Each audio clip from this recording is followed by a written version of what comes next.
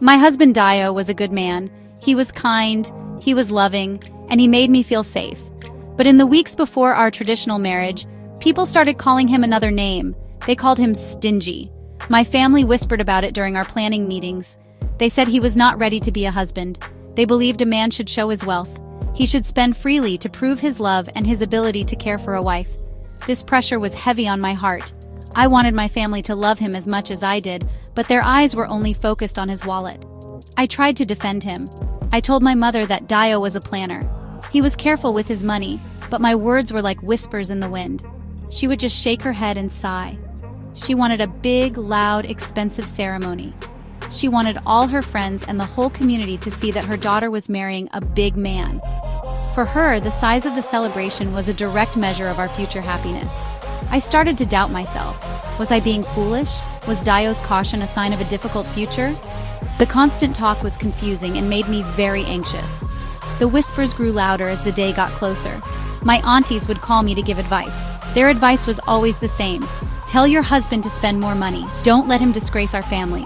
It felt like everyone was against us. They were not celebrating our love. They were waiting to judge our ceremony.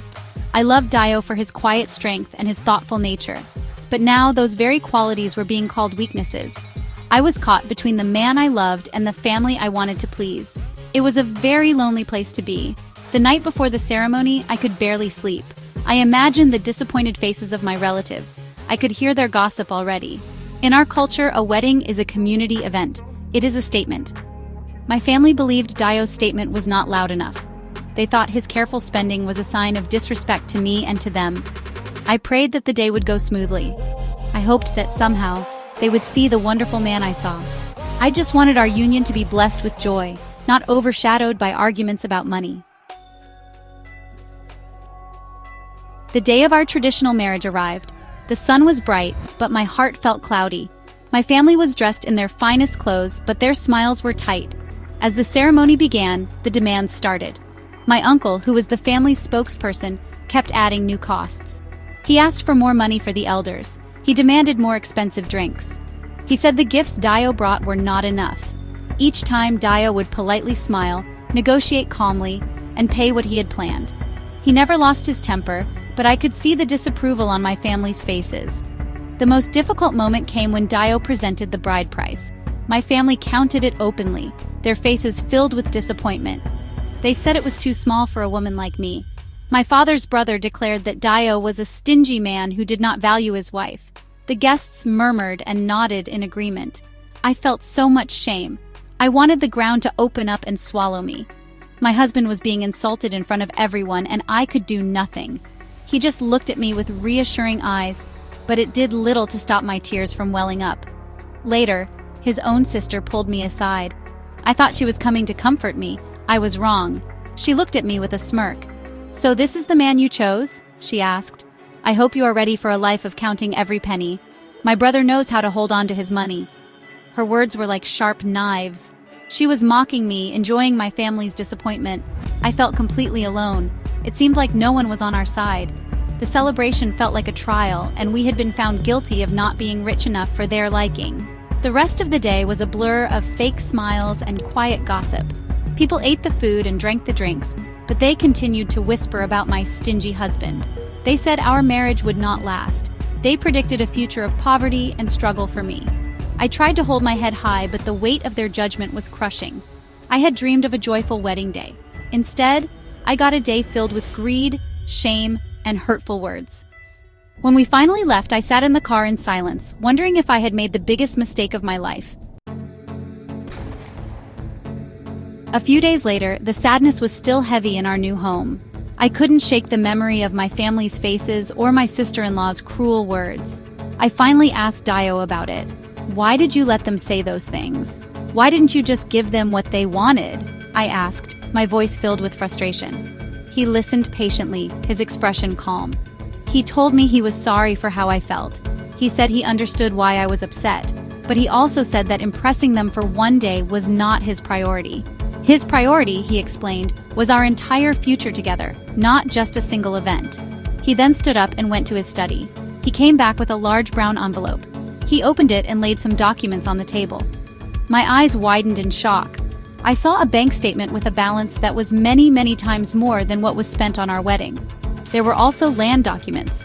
He had purchased 2 large plots of land in a rapidly developing area just outside the city. He had so much more money than anyone knew. He had more than enough to have given my family the extravagant party they demanded. I was speechless. I could have spent it all, he said softly. We could have had the biggest wedding in the village. But what would we have after? Just memories and empty pockets. He explained that he bought the land a few months ago. It was an investment. He told me the area was growing fast, and the value of the land was expected to triple in just a few years. He had a plan for us. It was a long-term plan for security, wealth, and a comfortable life. It was a plan that was much more important than a one-day show for relatives. In that moment, everything changed. I saw him not as a stingy man, but as a wise and forward-thinking partner.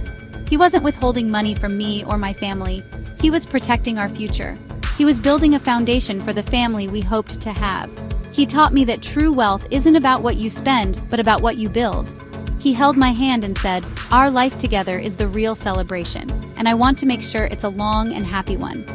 The shame I had felt washed away, replaced by a deep sense of respect and love. 2 years passed. It felt like a lifetime. Life with Dio was peaceful and happy. We lived simply but comfortably. We saved and planned together. Then one day, Dio came home with exciting news. The city had announced plans to build a new major road right next to our plots of land. An estate developer had offered to buy the land from us. The price they offered was 5 times what Dio had originally paid. We were suddenly wealthy, far wealthier than any of my relatives could have imagined. Our lives were about to change in a wonderful way. With the money, we built our dream home. We started a successful business together. We were not just comfortable, we were prosperous. The same family members who had called my husband stingy now came to him for advice. They praised his wisdom and his foresight. My uncle, the one who had been the loudest critic, now told everyone how he always knew Dio was a smart man. My sister-in-law, who had mocked me, became quiet and respectful. Their opinions changed when they saw our success, but we had learned not to care about their opinions anymore. Our happiness was not built on their approval. It was built on a foundation of trust, shared goals, and smart planning. Dio taught me the most valuable lesson of my life. He showed me that real love is about protecting each other's future, not pleasing a crowd for a day. It's about making quiet, wise decisions together.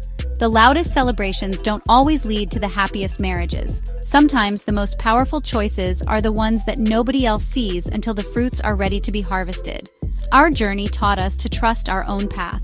The moral of our story is clear.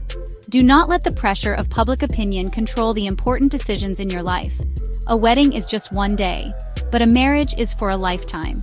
True partners build together for the future. They invest in their shared dreams instead of spending to impress people who will not be there during the difficult times. Value wisdom over temporary applause. Plan for your future because that is the greatest gift you can give to each other.